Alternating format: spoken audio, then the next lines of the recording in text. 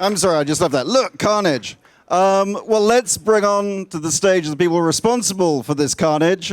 Star and producer Elijah Wood, the directors Jonathan Milott and Cary Murnion, and star and co-writer Leigh Whannell. Hello. Hi. Hi. Thank you, Clark. My pleasure. So, how did this awfulness begin? What was the genesis of this hilarious atrocity known as Cooties? The idea was, it started with my producing partner, Josh. He had this idea that he communicated to me and Daniel, and he was like, I have this idea, there's a movie about a virus that affects children and turns them into savages, but only if they haven't gone through puberty, and it's called Cooties. I was like, wait, what? That's insane. And we were just shocked that no one had ever done it. And I know, because they've made a movie about Titanic. But think about it, like Cooties, like that it wasn't some kind of 70s or 80s like exploitation In the movie. 80s, they made a horror movie about yogurt. Whoever saw The Stuff? Remember The Right? Stuff? Yeah. These guys are too young. These goddamn millennials. Look at them.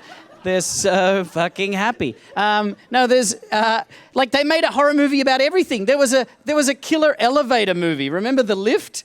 Did you ever see The Lift? Yeah. Like, it's amazing to me that no did one it- in like 1986, like just in a haze of cocaine, wasn't like, wait, Cooties. Yeah. There's a movie. Like, it's kind of a miracle. It is a miracle. It served us very well. Yeah. So that idea was communicated to Leigh, and you can pick it up from here. Well, yeah, a mutual friend of mine and Elijah's, he knew Elijah. We were just chatting one day, and somehow it came up, and he said, so this guy I know has got this idea for a movie, and it's about kids who get affected by a virus, and they become killers, and it's called Cooties. And I was just like, I hear a lot of pitches for films, and nothing ever stays with me.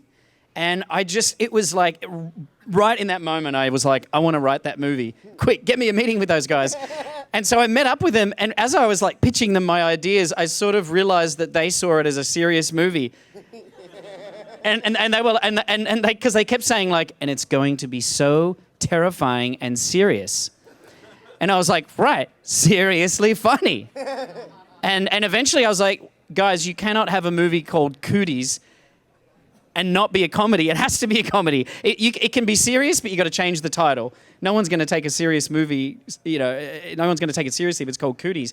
And they sort of went away and thought about it. They were like, well, we need to mull this over. And then they came back. Elijah was like, let us think about it.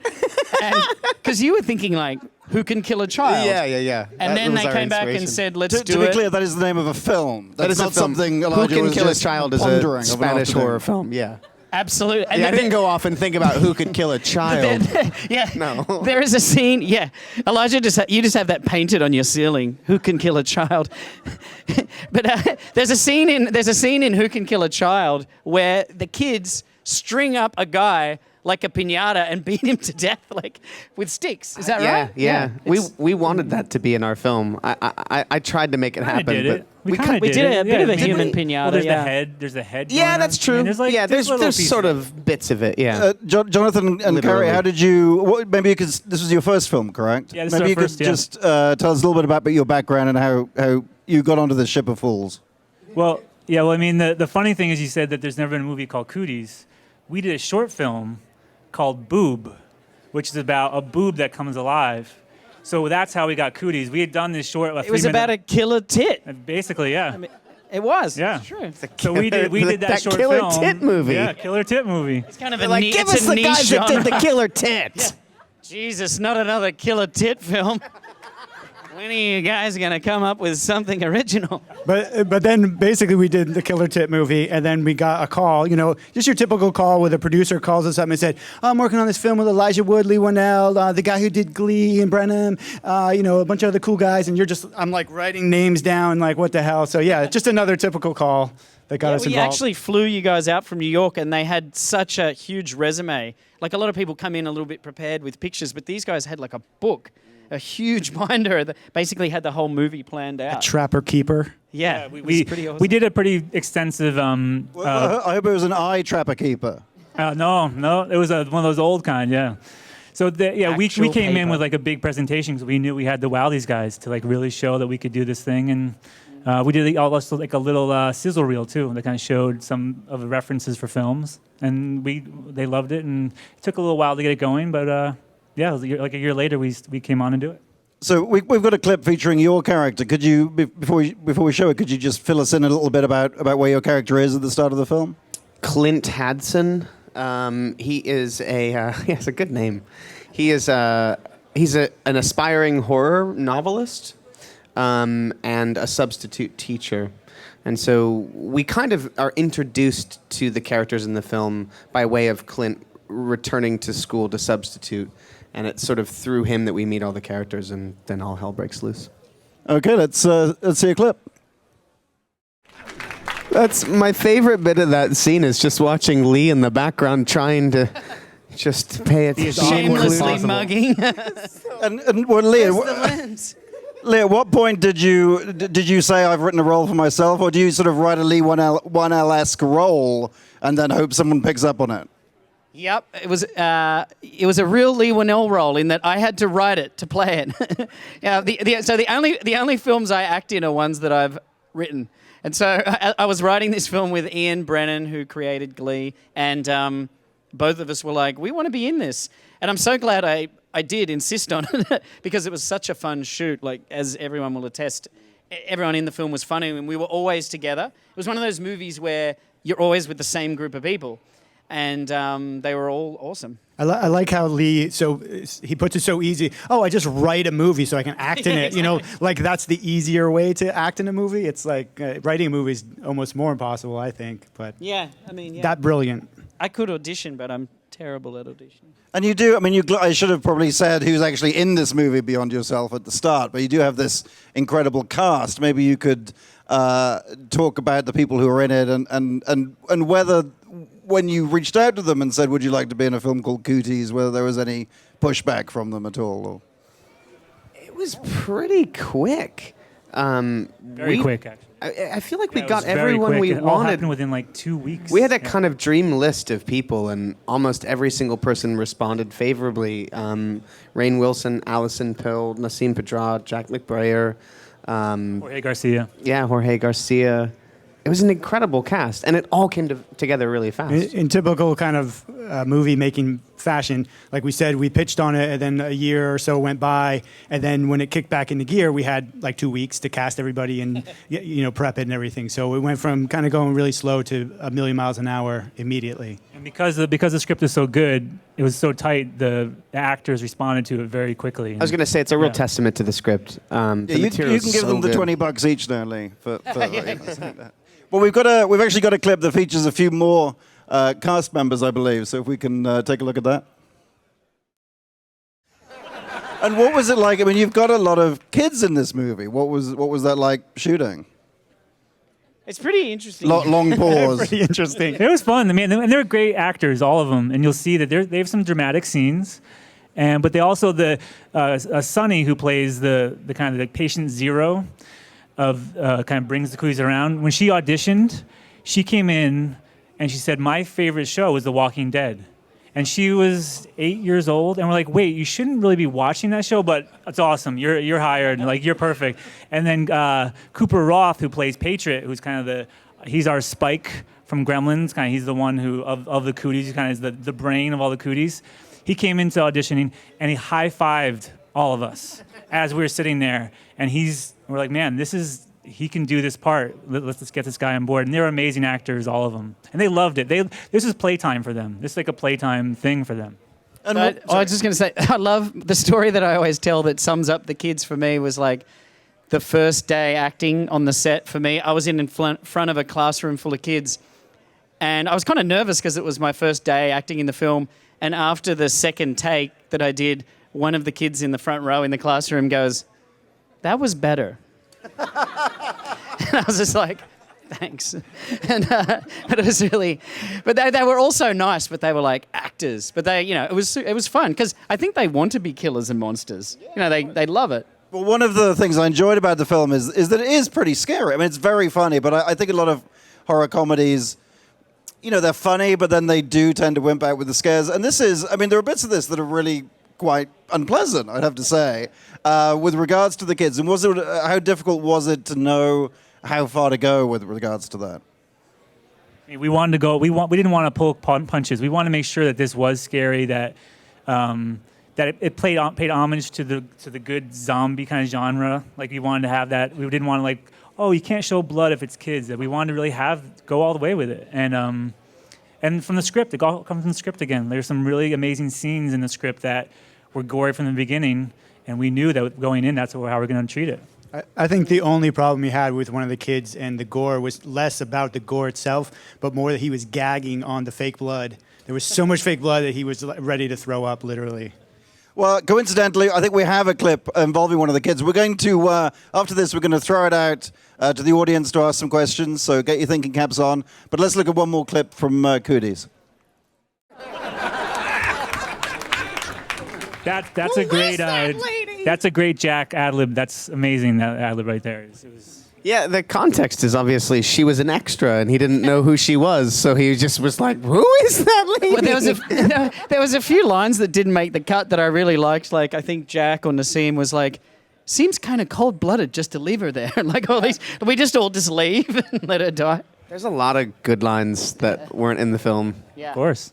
There was a lot of ad-libbing, improving. Okay, let's get some questions from the audience. Where are we?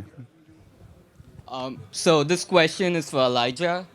So what I wanted to ask was, like, coming from Lord of the Rings, what was your transition into comedy, like a horror comedy film like this? You know, it's been probably 8 to 10 years since Lord of the Rings for me, so I'm always trying to find different things and different challenges. So Wilfred was really the first comedy thing that I'd ever done. And so, I suppose that familiarized myself with other comic actors and, But I'm the straight dude in this. Everybody else is funny. I'm not that funny. No. Yes, you are You're hilarious. Ian and I talk about it all the time. So what was the funniest mishap that happened on set, like during filming? Well, the truck scene was pretty funny when we were all stuffed in that truck at the end. Yeah.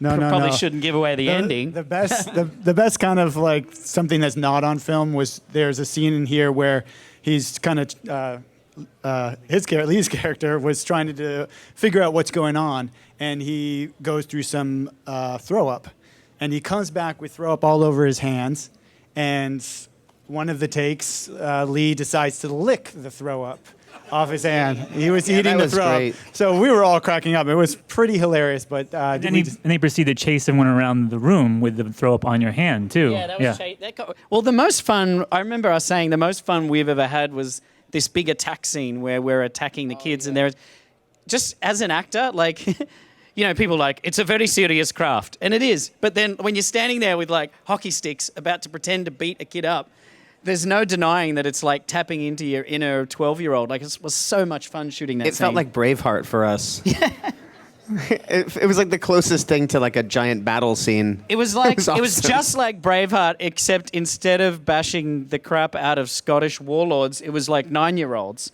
which was great for me, because I'm a wimp. So 9-year-olds, you can beat them. It was scary. The look in your eye, you were like way excited for that scene. I just got out of your way. Both he and I were just like, it felt like kids again. It was so good. Yes.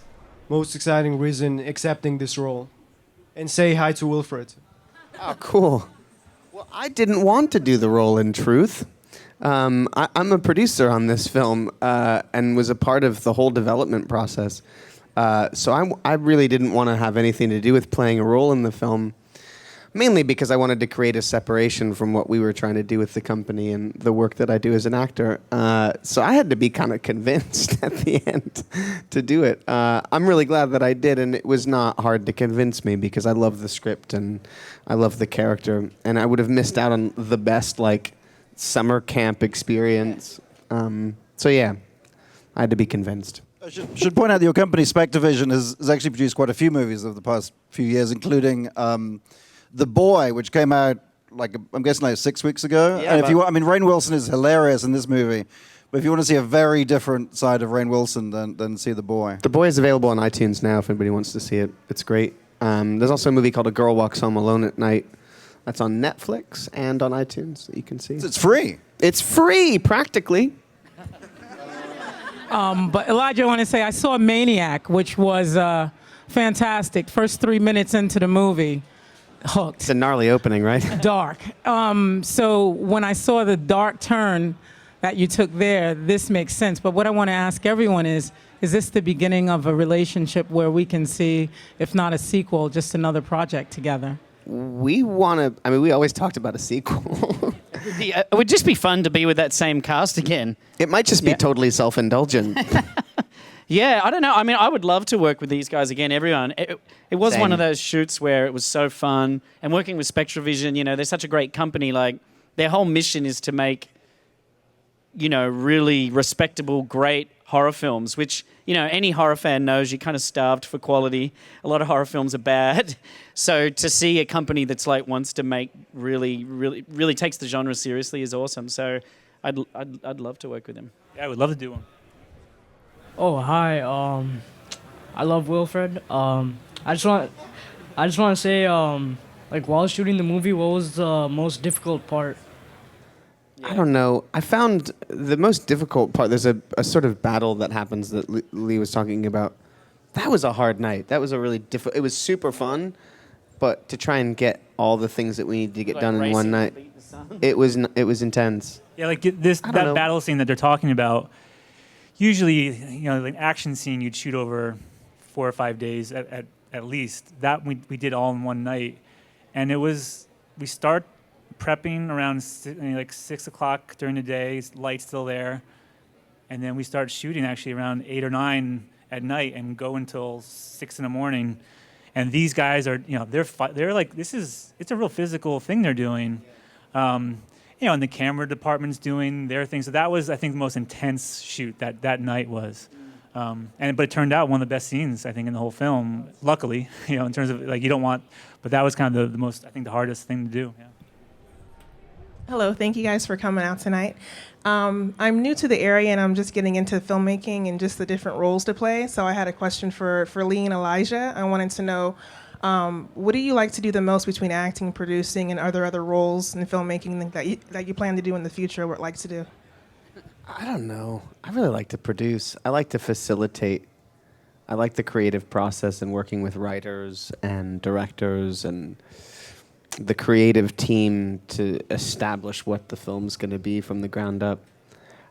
I don't know.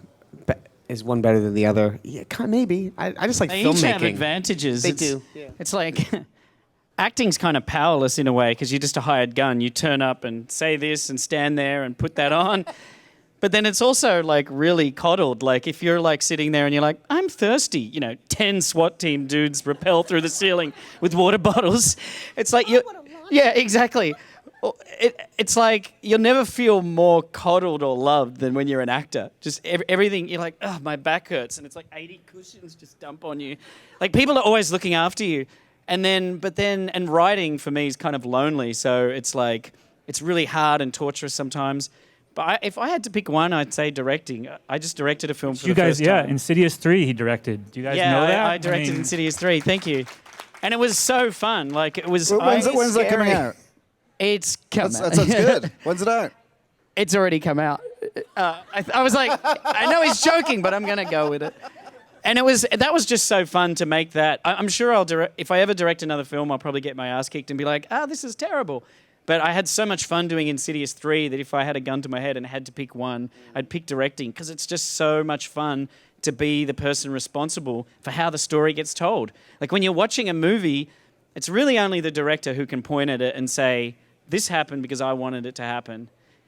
Everyone else on the set is kind of in service of that. So, yeah. Elijah, are you going to direct? Yeah, when are you going to direct, Elijah? When? Are you going to direct the next season of Wilfred? We want to know. Is there going to be a next season of Wilfred? No. I'm sorry. I would love to direct. I don't know when. People really love Wilfred. They really do, I guess. It's a great show, but It's a good show. Everyone loves it. So when are you going to direct? Next year. Really? I don't know. Yeah. Give me something to direct. Can't it be Write more me concrete? something. It seems really loose at the moment. Like next year, when? August, October? You're not very organized, is what I'm saying. I don't have a piece of material. This that I film wanna is direct. already a shambles. It really is. It's I a want mess. out. I'm out. See, I don't even. this was the hardest part of directing because on set it's like this and it's like a lot of funny stuff as you got to let the camera roll. But then It's after like an mismatch hour hijinks. later, you're like, I think we should call cut. Thank you. Sorry. Hi. Sorry. First of all, sorry. I'm a big Lord of the Rings fan, so I have a card to give you. Is it okay if I can give it to you? Sorry. Ooh, I like your handwriting. Thank you. Oh, also, I have a card. I have such terrible handwriting. This is beautiful. Isn't Oh, that really nice? You could make a font out of this. Sorry. So, how is it when you like get your character assignment and you get like what their personality is like? How do you get used to your character and sort of make it feel real? I think initially it starts with just an understanding of like the truth of who the character is and what motivates him, where he's headed, and kind of where he comes from. And then there's other elements that help make it come alive. You make all these choices, and then you're thrust into the environment, and then the environment, it's a mixture of committing to it and letting go of it a little bit too, and letting it be informed by everything around you and the other actors who you're with. Does that answer your question? Cool. You're adorable. Hi there. Given that Cooties is a schoolyard taboo, what was the kids' reaction to the concept, and did they have an input on set? God, that was like a BBC News reporter. Sing how Cooties is a schoolyard taboo. The outbreak. It's been 6 hours since the outbreak of Cooties started. 5 hours ago, it was a bustling market full of families, now a scene of carnage. That's my BBC guy. It's my favorite. I'm sorry. Obviously, Leigh likes to make fun of everybody. Do his BBC impersonation, which is spot on. Yeah. What was the question? Oh, Cooties. Cooties is good? No, Cooties. The kids. They definitely had fun with the blood and stuff. Like we were all worried, like parents, are they going to be concerned when it's like, so this is the scene where your child's arm gets cut off or whatever, and they were so into it. Everyone was, you see them sort of, girls, boys, all of them. They just loved the carnage. I mean, it was kind of terrifying because you're working, you're setting up the scene, you're getting the lights, and then it's kind of dark, and then all of a sudden the kids show up on set with the makeup on, and they're just standing there with the crazy grins and the crazy makeup, and it's terrifying. So I mean, even like they're just having fun. Tricycle Girl was into it. Oh God, She was so into it and so creepy. It was fantastic. I think it's just for kids. They're kind of playing. It's like Halloween, but on set all day. Yeah, basically it is Halloween. know?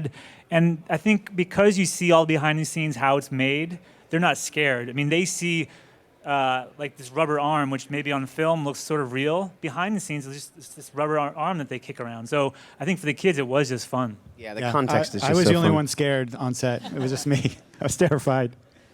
Well, I'm afraid that's all we've got time for. It just leaves me to remind you that Cooties is out this Friday at all good theaters. Yeah, theaters, VOD, and iTunes. Thank you so much for coming out tonight. And Thank please you, put your hands guys. together for Elijah Wood, right. Leigh Whannell, Jonathan Milott, and Cary Murnion.